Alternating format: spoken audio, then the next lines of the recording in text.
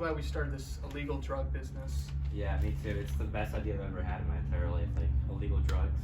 Oh my gosh. Oh, there's someone at the door. I wonder who that could be.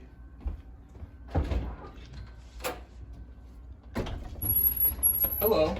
Hello, is this Grant Gideon's house? Yes, this is Grant Gideon. Who are you? I'm just a neighbor. Just a neighbor. Yep. Okay, well, why are you here, neighbor? I heard you sell illegal drugs.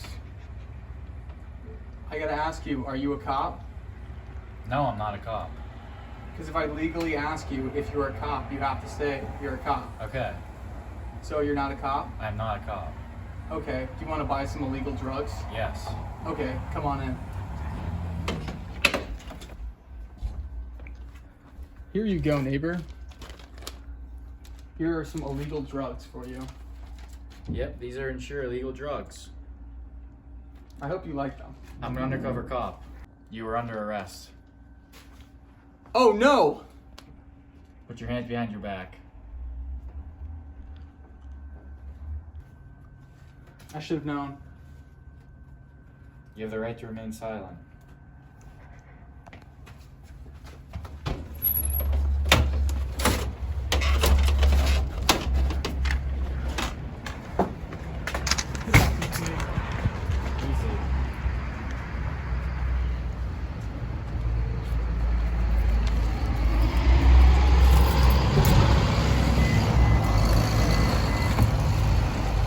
Take a seat.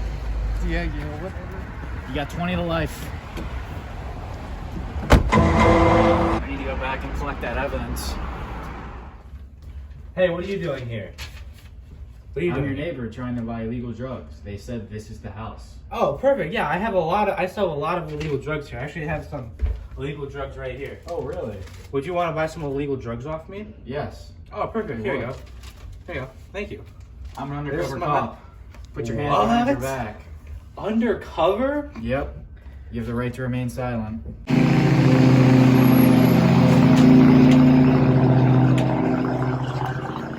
Got You're about to do 20 to life. I didn't even do nothing. Whoa. Put your handcuffs on.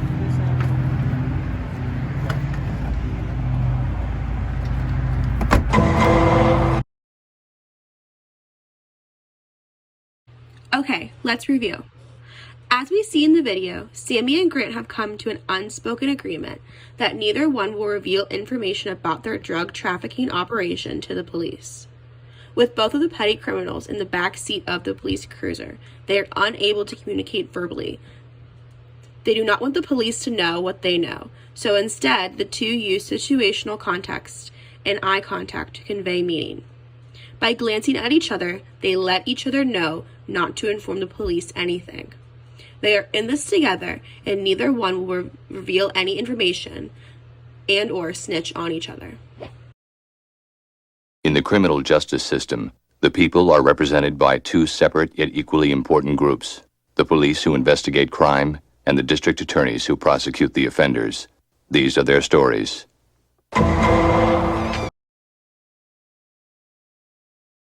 Our story begins in University Heights Police Interrogation Room. Officer Shoup is interrogating subject Grant Gideon. The officers believe that Gideon is involved in an underground drug trafficking ring on John Carroll's campus. The police placed an undercover cop in some of the parties and discovered evidence against Grant and his friends. The police have brought in Grant and his associate Sammy. Sammy is in a different room being threatened with the same offense. The officers are trying to get a confession out of either one of them. Let's watch Officer Shoup interrogate Grant in this room and see what the officers can do to make their case.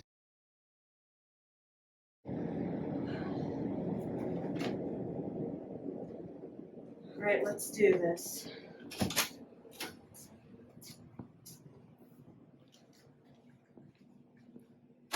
Sit up! Do you know why we brought you in? Okay, let's review again. Here, Grant's mumbling is a form of paralanguage, where his voice is conveying meaning. Paralanguage can be the pitch, volume, rate, or the quality of an individual's voice. Grant is utilizing the volume aspect of paralanguage, the loudness of a person's vocal tone. As he is mumbling, his voice is very low. This is a sign of disrespect toward the officer. By not speaking at an appropriate volume, it shows that he is not taking this seriously.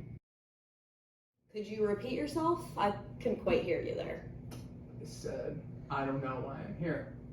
You're here because we hear you've been selling illegal drugs at all the parties on Warrensville. What do you have to say for yourself about that? Do you realize that that's a felony? So you have nothing to say for yourself? Grant's lack of response says a lot more than one would expect. His silence conveys meaning on its own. Silence can indicate that Grant was giving himself time to think of appropriate response. However, the more likely reason in this situation is that Grant's silence is being used to communicate his feelings. The silence indicates that Grant does not intend to be cooperative with Officer Shoup. All right, I'm gonna go grab you water. I'll be back.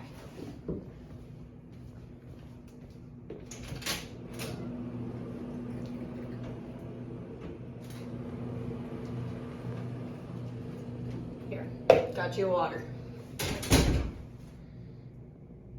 Do you not want it? I want it. How do you think I'm supposed to drink it? Oh, I'll help you with that since you're being so cooperative.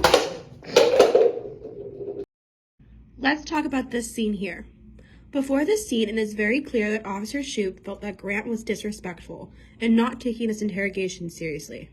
In response, Officer Shoup threw Grant's cup of water across the table to show how upset she was regarding his attitude, demeanor, and actions.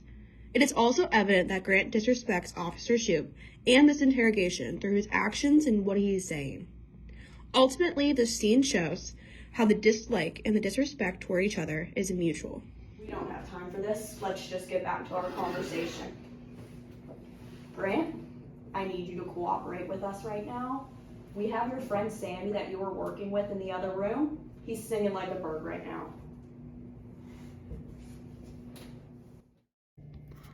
Here, Officer Shoup successfully picked up on Grant's adapting gesture. Adapters can fall into a variety of categories, like self, alter, or object. In Grant's case, his gesture is a self-adapter. This adapter is helping him to deal with discomfort or the stress of the interrogation. Additionally, Grant's head movement here reveals more information about him too. Head movement is generally one of the first indicators when verbal and nonverbal cues do not align. Okay, I can see you're clearly overwhelmed and you're stressed out in this situation. We need you to talk to us. Can you at least look at me while I'm speaking to you? Is this better? Yeah, thank you.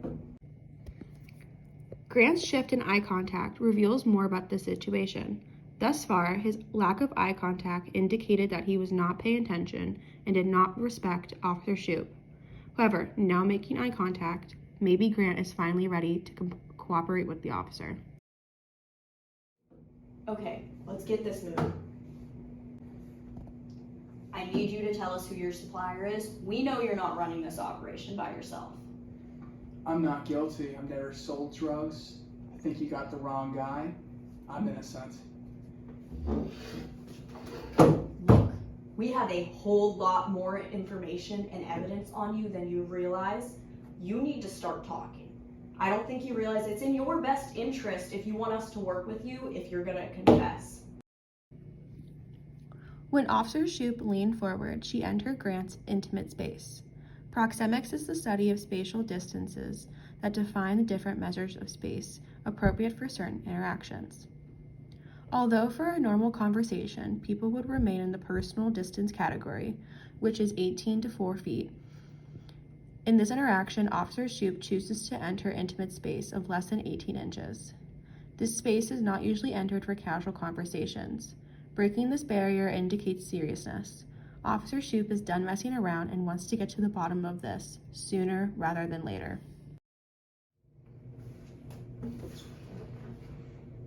No, you know what? I'm gonna go, and I'm gonna let you have some time to think on your own. And I suggest you think about confessing.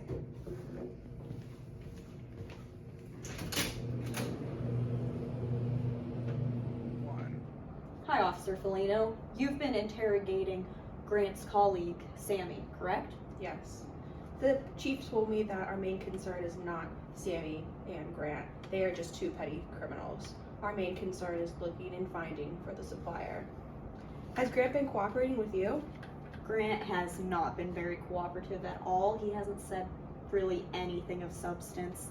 He's staying pretty quiet. His body language and nonverbals, though, are revealing that, he knows a lot more than he's saying.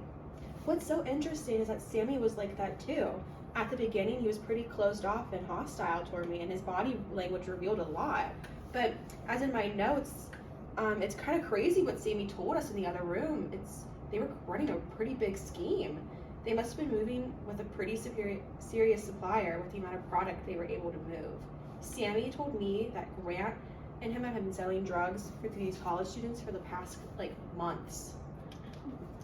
They met their supplier at O's, and they've been bringing in so much money over the year. No wonder they weren't going to give up the operation.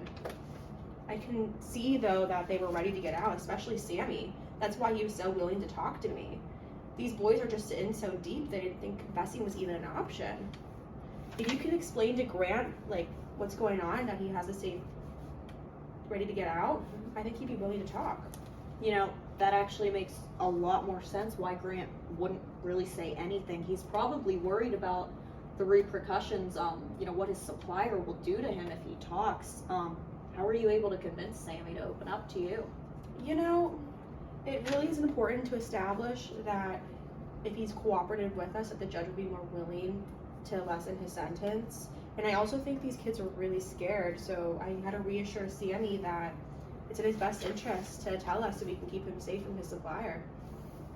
Okay, thanks for letting me know. I didn't realize, how quite big this operation was that they're running and how new they are to it. I'll have to reassure him that we can protect him from his supplier moving forward. As long as they give us the information we need and we can track down their supplier, they'll be safe. Yes, for sure.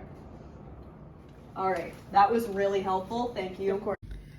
When Officers Shoup and Felino shook hands, that was a complimenting nonverbal message. The handshake was a compliment because it confirmed that the two officers appreciated the time and information the other officer was able to share. Thank you for all that information. I'm going to go back and talk to Grant and see if he's willing to talk to us now. Okay, sounds good.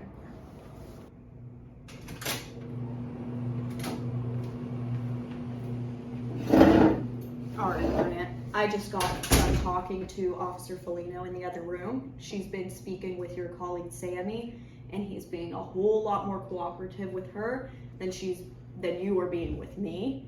So if you want us to be able to lessen your sentence at all, I need you to cooperate and tell me everything you know. I think you're full of it. Sammy's not a rat. Only if you can ensure my safety with no jail time, then I'll cooperate. Why would I tell you anything? It seems like I'm going down for this either way.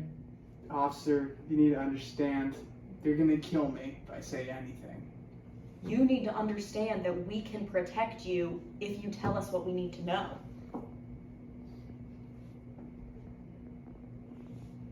So, do we got a deal? Yes, if you tell us who your supplier is and we can track him down, he will be put in jail. You'll be protected outside of jail. Alright, if you're sure, I'll tell you what you need to know. Grant finally shared with Officer Shoup the information that they needed. He admitted that he was not cooperating because he was scared and not sure how to act in this situation. They were able to find the supplier and arrest him, ensuring that Grant and Sammy would be safe moving forward. But let's review what happened here. Grant started the interrogation hostile and not cooperative. Officer Shoup's understanding of nonverbal communication allowed her to realize what Grant's nonverbals truly meant. Grant's initial hostility was shown through his nonverbals and his words. After Officer Shoup revealed to Grant how much the police already knew, Grant's nonverbals changed. It was apparent that he was scared of the consequences of his own actions.